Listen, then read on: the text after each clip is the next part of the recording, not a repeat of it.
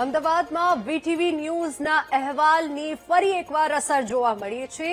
VTV ન્યૂઝના અહેવાલ પછી 2 મહિનાથી ગાયબ ટ્રાફિક સિગ્નલ ફરી લગાવવામાં આવ્યું છે। દૂરદર્શન 4 રસ્તા પાસેથી છેલ્લા 2 મહિનાથી ટ્રાફિક સિગ્નલ ગાયબ હતું। વીટીવી ન્યૂઝે 3 ફેબ્રુઆરીએ ટ્રાફિક સિગ્નલ ગાયબ હોવાનો અહેવાલ દર્શાવ્યો હતો। વીટીવી ન્યૂઝના અહેવાલ પછી મહાનગરપાલિકાએ ટ્રાફિક સિગ્નલ લગાવ્યું છે।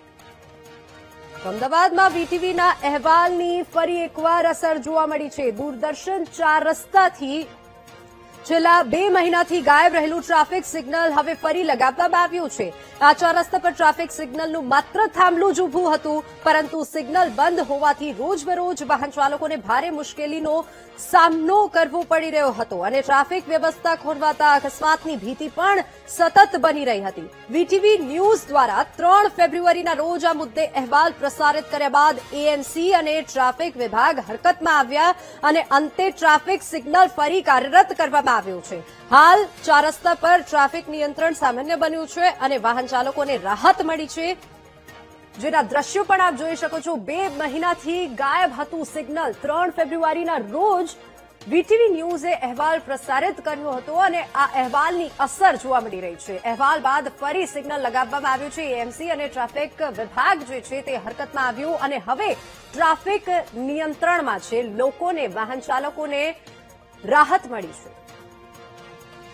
તમે મારી પાછળ જે વાહનો જોઈ રહ્યા છો તે ગ્રીન સિગ્નલ થયા બાદ આગળ વધી રહ્યા છે, પરંતુ વાત કરવામાં આવે તો 4 દિવસ પહેલાની આ અહીંયાથી જે એસજી હાઈવેથી હિમાલયા મોલ તરફ સુધીનો આ 4 રસ્તા છે।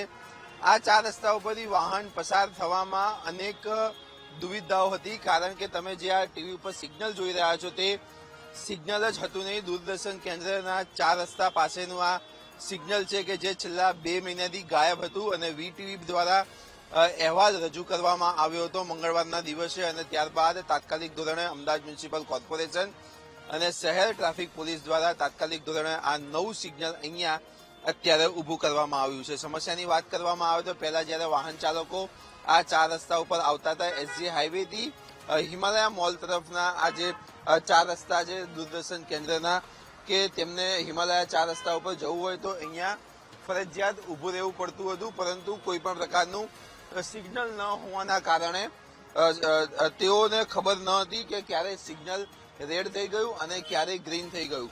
તેના કારણે અનેક અકસ્માતના ભય પણ હતા। વીટીવીને આ વાતની માહિતી મળી હતી અને વીટીવી અહીંયા ગ્રાઉન્ડ રિપોર્ટ તૈયાર કર્યો હતો અને તાત્કાલિક ધોરણે અમદાવાદ મ્યુનિસિપલ કોર્પોરેશન અને શહેર ટ્રાફિક પોલીસ દ્વારા અહીંયા સિગ્નલ મૂકવામાં આવ્યું અને સિગ્નલ પણ હવે કાર્યરત થયું છે। કેમેરામેન રાજેશ ગઢવી સાથે પાર્થ જાની, વીટીવી ન્યૂઝ, અમદાવાદ।